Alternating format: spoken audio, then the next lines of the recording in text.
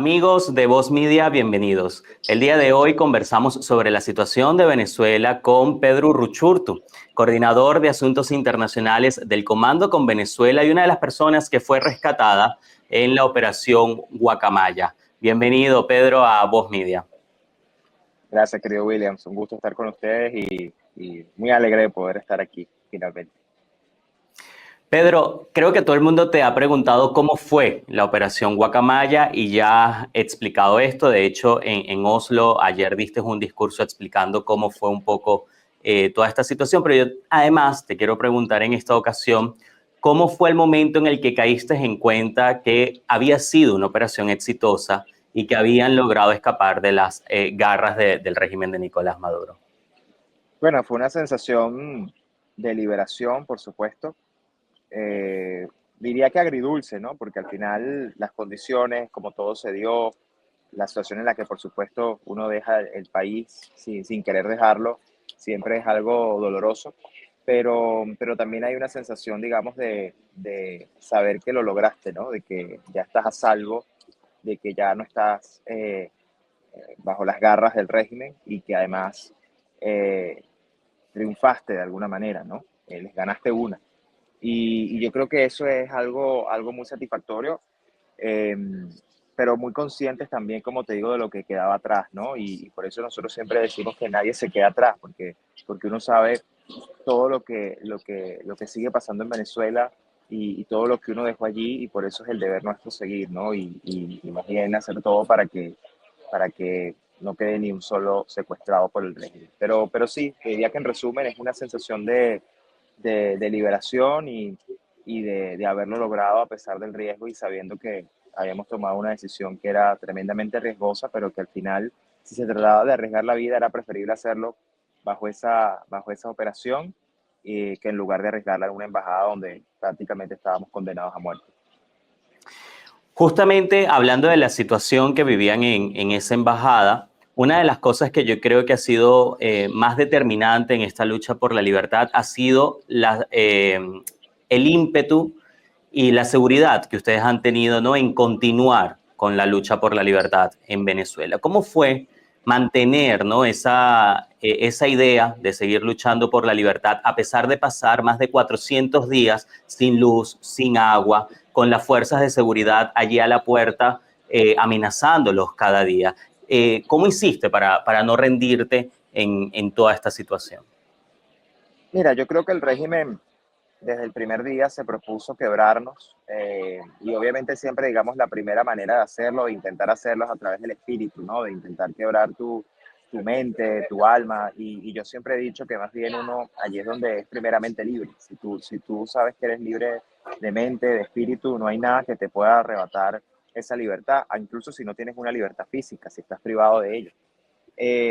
Y obviamente, en mi caso, bueno, hubo un gran refugio en la escritura, en la lectura, en el estoicismo, también evidentemente lecturas religiosas. Es decir, fue una mezcla de cosas que alimentan el alma y la mente, ¿no? Y yo creo que eso es clave en un contexto como este porque bueno, es donde tú tomas fuerza, agarras fuerza y a partir de allí puedes avanzar. El régimen en muchos casos intentó y en muchos momentos intentó quebrarnos, intentó hacernos creer que no había solución, que no había salida, se empeñaron mucho en eso y al mismo tiempo creo que nos subestimaron, yo creo que ellos nunca imaginaron que nosotros íbamos a ser capaces de resistir tanto como lo hicimos, de la manera en que lo hicimos y partiendo, como yo lo decía ayer aquí en la conferencia, resistimos porque fue una decisión. Es decir, nosotros sabíamos lo que estaban haciendo contra nosotros, sabíamos lo que pretendían hacer contra nosotros y nosotros decidimos resistir, no rendirnos, mientras ellos estaban apostando a que nos rindiéramos, mientras decidían qué hacer, si entrar o no. Y al final creo que nosotros esa decisión de resistir fue lo que marcó la diferencia en nuestra manera, esa actitud de ver la vida, incluso en estas circunstancias tan hostiles. Una de las cosas que narrabas en tu testimonio en Oslo era justamente la actitud que tuvo también la diplomacia en Venezuela con respecto a la situación de ustedes. Para nadie es un secreto las relaciones que tú manejas con la comunidad internacional de confianza, de amistad con muchos países. Sin embargo, esto no fue suficiente para lograr los salvoconductos que ustedes necesitaban para salir de allí. ¿Cuál es el mensaje que hoy tú le dejas a ese cuerpo diplomático y en general a la comunidad internacional sobre lo que están viviendo los venezolanos? Porque ustedes durante estos 400 días solamente fueron un reflejo de lo que viven los venezolanos día a día. Mira, yo el otro día hablaba de que la diplomacia tiene que ser valiente y no silente. Y nosotros, lamentablemente, Williams, durante el tiempo que estuvimos allí, obviamente hubo diplomáticos, hubo gente que ayudó, que se acercó, que estaba pendiente, pero la actitud que en la mayoría de las veces encontramos era de silencio, era de no aparecer, era de, es que no podemos porque, digamos, esto no le gusta al régimen o hay que tener cuidado de que nos pueden expulsar. Entonces, cuando tú al final asumes una actitud como esa, en un contexto como ese, eh, sabiendo que hay vidas que están en riesgo, que se trata de vidas que están siendo amenazadas constantemente en una sede diplomática, y por eso yo insistía tanto ayer en este término de la prisión diplomática, el precedente que crea es terrible para cualquier activista en el mundo entero que tenga que desafiar un régimen como de esta naturaleza y que pueda pensar como lo pensamos nosotros, que ir a una embajada era un lugar seguro. Y resulta que se terminó convirtiendo en una cárcel. Entonces, creo que la actitud fue una actitud en muchos casos invisible, silenciosa. En otros casos pudo haber sido silenciosa no porque no fuera útil, sino porque podía ser discreta y en algunas cosas funcionó. Pero al final faltó mucha valentía en asumir lo que estaba pasando en esa embajada, porque al final, digamos, un diplomático tiene una serie de protecciones adicionales por su propia investidura que deberían facilitarle un mayor compromiso, sobre todo cuando estamos hablando de naciones democráticas y donde estamos hablando de que si lograron eso con una embajada, implica que lo pueden hacer con cualquier otra. Entonces, voltear la mirada, porque tú voltees la mirada no significa que eso un día no te pueda tocar a ti.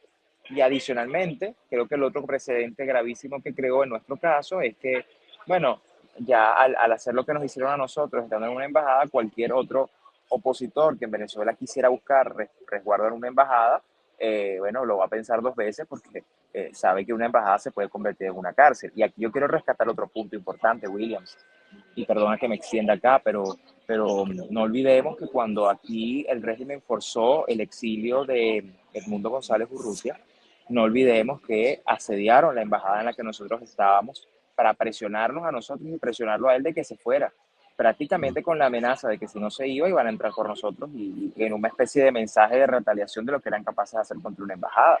O sea, que estamos hablando de que aquí, o sea, hubo una...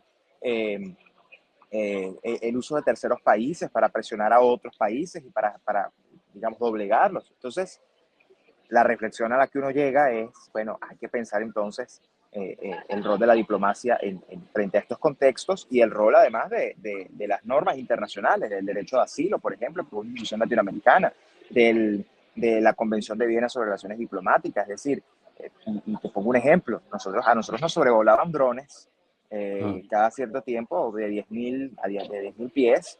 Eh, eh, y bueno, y uno se pregunta, ¿dónde está eso regulado? Es decir, eso en la práctica también es como si se hubiera metido en la embajada. Pero claro, la Convención de Viena no establece nada con respecto a eso, porque al final la Convención de Viena es del año 63. Entonces,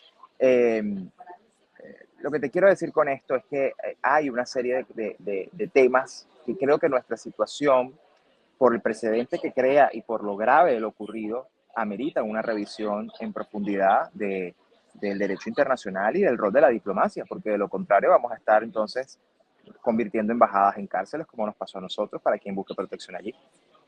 Claro. Y uno de los países que no miró hacia otro lado y que fue determinante en este rescate fue justamente Estados Unidos. En ese sentido, quisiera preguntarte cuál fue el rol de la administración del presidente Donald Trump para que esta operación se llevara de manera exitosa y también hablar sobre lo que fue la reunión de ustedes con el secretario de Estado Marco Rubio. ¿Cuál crees tú que está siendo el rol de la administración republicana en cuanto a la situación de Venezuela? Mira, bueno, Estados Unidos evidentemente jugó un rol clave en todo esto, así el propio secretario Rubio lo informó cuando se hizo pública la noticia del rescate. Hubo un involucramiento total. y una coordinación, ¿no?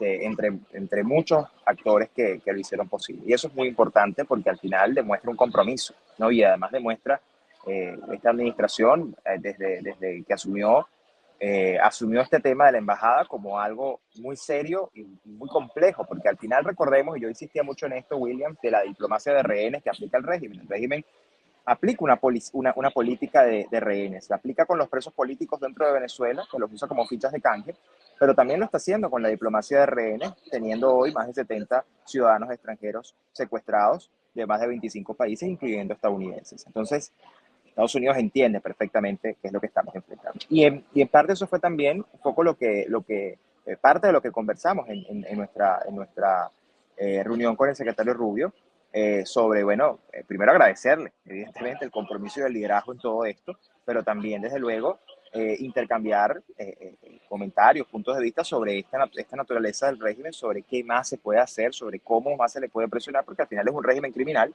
que está haciendo lo que le da la gana y que, bueno, el costo de represión sigue siendo para ellos, el costo de reprimir sigue siendo muy bajo y eso hay que evidentemente presionar para, para que eso cambie, porque al final eso es lo que lo sostiene hoy. Y la operación Guacamaya es precisamente una de las maneras de demostrar que la represión es derrotable, que el régimen es derrotable, que no están tan fuertes como dicen, pero eso requiere coordinación, requiere presión, requiere políticas coordinadas, requiere de una serie de factores que cuando se coordinan, cuando se ven alineados, pues generan resultados. Entonces, creo que hay plena conciencia, debo decirlo, Williams, de esta administración de los Estados Unidos, a todos los niveles, la Casa Blanca, el Departamento de Estado, todos los actores involucrados, entienden perfectamente lo que está pasando en Venezuela, entienden perfectamente la naturaleza del régimen y están muy conscientes de la situación de violación de los derechos humanos y yo por eso hablaba mucho también de esto, de la idea de la diplomacia a través de la fuerza. Una Mm. diplomacia débil no sirve para regímenes que usan la maldad como política de Estado. Por lo tanto, una diplomacia a través de la fuerza, una diplomacia fuerte, es aquella que, bueno, desde sí, mecanismos diplomáticos, pero también desde una influencia y de mecanismos de presión, logra resultados. Y es la única manera de que regímenes como los que atravesamos en Venezuela, Cuba, Nicaragua y otros, pues puedan ser, digamos, puedan verse presionados a actuar. Y así ha sido. O sea, ahí vemos las respuestas del régimen y cómo el régimen al final, solo frente a este tipo de políticas, es que reacciona. Pedro, hablando con María Corina Machado hace unos días, me dejaba claro que para la seguridad nacional de Estados Unidos es importante también que se atienda a lo que está ocurriendo en Venezuela.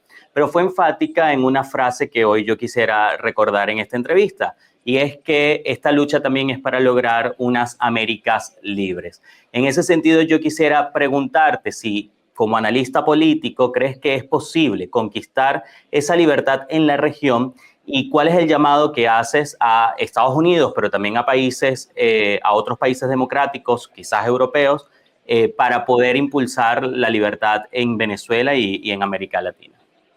Mira, es evidente que el régimen venezolano es un factor de desestabilización de la región. Y lo hemos visto en varios niveles y en varias actuaciones. Es decir, es un factor que, desde luego, por sus diversas actividades criminales y la manera en cómo además se ha venido aliando con actores occidentales y no occidentales que atentan contra la seguridad del hemisferio, pues bueno, allí evidentemente hay un foco de atención que debe atenderse. Y yo creo que Estados Unidos lo tiene muy claro. Pero también es momento de que otros países de la región, digamos, que lo entienden, también actúen, ¿no? Porque el silencio de algunos países con respecto a la naturaleza del régimen es un poco incomprensible, cuando es evidente todas las cosas en las que están involucrados. Mientras Venezuela no sea un país seguro y un país libre, la región no lo va a hacer, porque evidentemente el régimen ha comprobado que este tipo de políticas funcionan para debilitar sistemas democráticos, para generar caos. Yo, de hecho, hace un buen tiempo escribí un artículo que se llamaba Caosmonismo, que era un poco la manera como yo interpretaba cómo ellos, de alguna manera, desde lo ideológico, empezaron a socavar las bases de las democracias, muchas democracias de la región, en un momento en que vimos una región en el 2019-2020 muy convulsionada, por ejemplo. Entonces tienen esa capacidad y yo creo que hay que atenderlo, sin hablar, por supuesto, de las actividades vinculadas al terrorismo, al narcotráfico, al crimen internacional. Entonces, eh, negarlo no lo va a solucionar, por el contrario, lo agrava y yo creo que aquí tiene que haber un consenso regional, y yo creo que ahí, además, debo decir, la visión del secretario Rubio es muy importante en ese sentido, porque él habla de las Américas. Si bien es cierto, la administración actual habla de America First, de América primero, al final América es parte de las Américas, y para que América pueda ser un lugar seguro requiere una región segura. Y por eso es tan importante que tengamos a un secretario de Estado que tiene plena conciencia de la región, y que creo que en muchísimo tiempo no teníamos a un secretario de Estado con una visión y una administración que además, digamos, lo respalda, con una visión hacia la región tan clara y tan concreta sobre lo que significa las Américas como vecindario. Y eso creo que también debe asumirlo Europa, en el sentido de, miren, negar la realidad no significa, digamos, no va a negar las consecuencias de ignorarla, no va a acabar con esas consecuencias. Y yo creo que es momento de dejar de virar hacia un lado y entender lo que representa Venezuela hoy como problema de seguridad, pero también lo que puede representar Venezuela mañana como oportunidad. Si hacemos las cosas bien y si empujamos en la presión necesaria, que hoy fundamentalmente, insisto, tiene que ver con debilitar el aparato represivo del régimen, para evitar que sigan haciendo lo que están haciendo, que es esta ola de represión que estamos viendo mientras hablamos.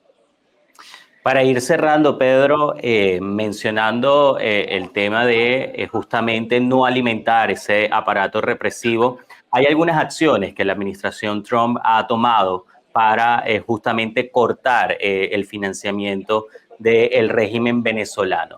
¿Tú crees Sí. que esto va a ir a más? ¿Crees que va a haber más acciones para impulsar la libertad en Venezuela?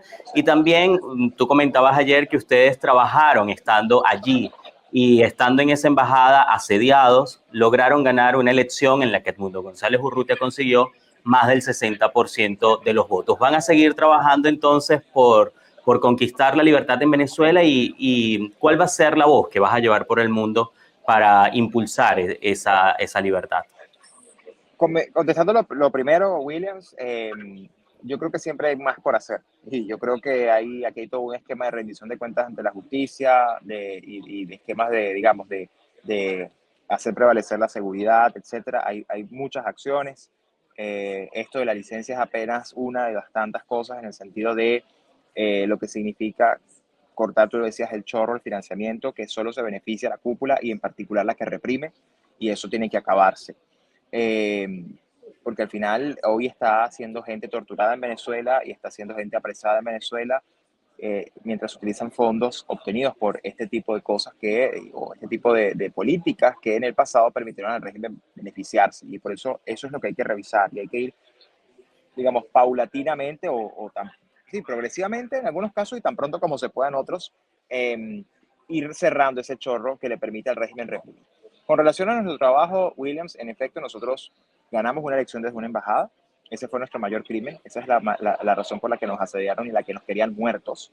Pero tú te imaginarás que ahora, después de haber logrado escapar, no podemos quedarnos de brazos cruzados. Yo lo decía ayer también, que para nosotros la libertad no es un regalo, ni es un tema de suerte, es una responsabilidad y un compromiso, porque nosotros logramos salir sabiendo que en las mazmorras del régimen están muchos de nuestros compañeros todavía, venezolanos inocentes, gente que está siendo hoy torturada, que está secuestrada, y que nosotros tenemos que procurar su liberación como la liberación de todo un país. Y ahí se van a enfocar nuestros esfuerzos, William. Nosotros tenemos que empujar para que en Venezuela se dé un cambio político, como ya los venezolanos eligieron, como ya los venezolanos decidieron, una transición con la coordinación y apoyo de todos los actores que estén comprometidos en hacerlo, y entendiendo que el tiempo apremia y que tenemos que movernos en esa dirección. Y nosotros no venimos a hacer turismo diplomático ni nada por el estilo, aquí nosotros venimos a hacer un gran trabajo de coordinación con todos los actores involucrados que pueden incidir en una solución para que esto se concrete cuanto antes, partiendo de que hoy Venezuela está secuestrada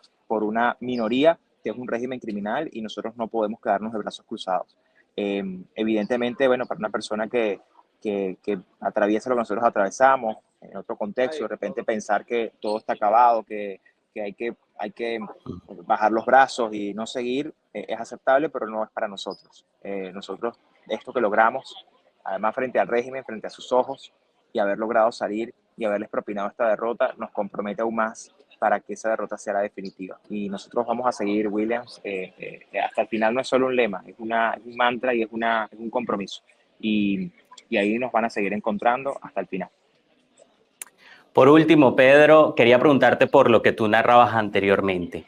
Los venezolanos han vivido momentos bastante difíciles. Hace casi un año ya que pasó la elección y los venezolanos siguen esperando por ese deseo de cambio. De hecho, el domingo pasado, en este proceso convocado por el régimen, más del 85% de los venezolanos decidió no participar como una forma de protesta en contra de este proceso y pidiendo que se reconozca a Edmundo González Urrutia como presidente de la República. En ese sentido, ¿qué mensaje le envías tú a los venezolanos que hoy quizás ven su esperanza un poco apagada en medio de la situación que se está viviendo? Bueno, es normal. Yo decía el otro día que, digamos, es normal no siempre estar en alto, ¿no? Porque, bueno, hay momentos de momento. Evidentemente, esto ha sido muy doloroso, este proceso de lucha. Como lo hablábamos hace unos minutos, la represión, la persecución, todo ha sido muy doloroso. Pero hay que seguir, porque es que al final nosotros no podemos dejar que nadie se quede atrás. Nosotros tenemos que rescatar a nuestra gente y tenemos que rescatar un país. Y afortunadamente tenemos a un liderazgo sólido, nítido, coherente, enfocado, que trabaja.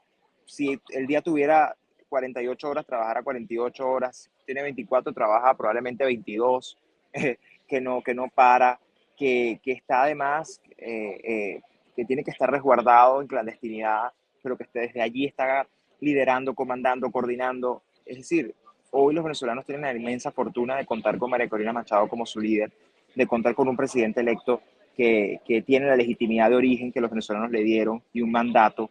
Y además toda una oportunidad de convertir esto en coordinación estratégica. Entonces, yo creo que frente a todo esto, hay que avanzar y obviamente es normal que algunas veces podamos sentir desanimados, pero confiemos porque además el liderazgo nos está dando respuestas. O sea, lo del domingo fue espectacular en el sentido de que, así como el liderazgo, ya lo dijo muy bien en su tweet, cuando es sí, cuando no es no. Es decir, cuando toda nuestra fuerza y nuestra energía la utilizamos para movilizarnos y lograr grandes cosas, como fue el 28 de julio, lo hacemos. Pero cuando también usamos esa energía para decirle al régimen, no me la calo más, y así no, pues no salimos y no hacemos nada. Y esa es una manera también de protestar. Y cuando uno dice no hacer nada, no es que estamos en la inacción. Es que el no hacer nada significa un mensaje poderoso dentro y fuera del país para demostrar nuestra propia fuerza. Es decir, la manera que tenemos de hacer cosas. Entonces, yo creo que hay una gran oportunidad por delante. Nadie dijo que sería fácil, nadie dijo que sería corto, nadie dijo que sería rápido, pero yo sí creo que hay una gran oportunidad y creo que tenemos que respaldar al liderazgo, que creo que los venezolanos lo siguen respaldando, el domingo fue evidente, pero creo que hay que seguir apoyándolo, sobre todo porque, bueno, el peligro acecha, el riesgo está allí, pero al final hay un compromiso y ella lo decía el otro día, ella se va a quedar en Venezuela hasta que esto termine, porque al final ese es su compromiso, su mandato, y nosotros estamos con ella y creo que todo el país tiene que acompañar a María Corina en, en ese camino que nos va a llevar a la libertad muy pronto si hacemos las cosas bien como se están haciendo. Pedro, muchísimas gracias por acompañarnos el día de hoy. Para mí ha sido un placer conversar contigo. Gracias a ti, querido Williams. Espero que pronto nos volvamos a ver. Amigos de Voz Media, de esta manera llegamos al final de esta entrevista. Estuvo conversando con nosotros Pedro Uruchurtu, coordinador de Asuntos Internacionales del Comando con Venezuela y uno de los rescatados de la Embajada de Argentina en Caracas.